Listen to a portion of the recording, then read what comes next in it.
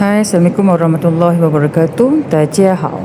Hari ini saya nak share kepada cikgu-cikgu cara-cara kita nak belajar courses dekat Canva dan dapatkan sijil untuk course yang kita ambil secara percuma.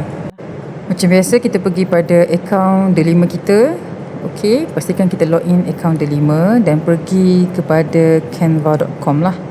Okey, ini sebab saya dah letak sebagai favorite dekat bookmarks dekat atas. So dah masuk dashboard Canva, klik dekat tepi ni, okey, dekat more, and then pergi pada design school. Klik dekat situ, design school. So dekat sini, dekat design school ni, kita kalau kita tengok dekat sini ada banyak lah.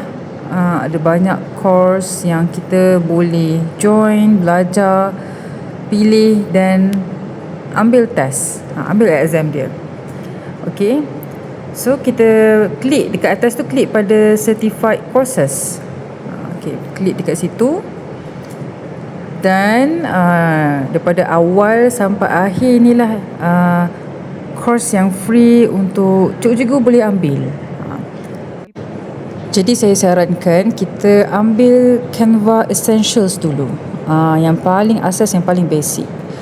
Jadi kalau macam saya ni, sebab saya dah ambil, jadi ada dia keluar certified lah dekat tepi tu. Jadi daripada atas tu, welcome to Canva Essentials, sampai dekat bawah tu kita kena selesaikan course dan akhirnya kena ambil test. So jawab beberapa soalan dia lah. Okey, dan soalan dia untuk kalau Canva Essentials ni tak susah mana. Okey, sebab kalau kita salah pun kita boleh jawab sampai betul.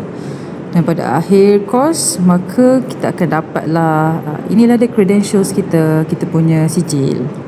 So boleh save, download dan bolehlah upload dalam Hermes dan juga simpanan kita sebagai guru digital.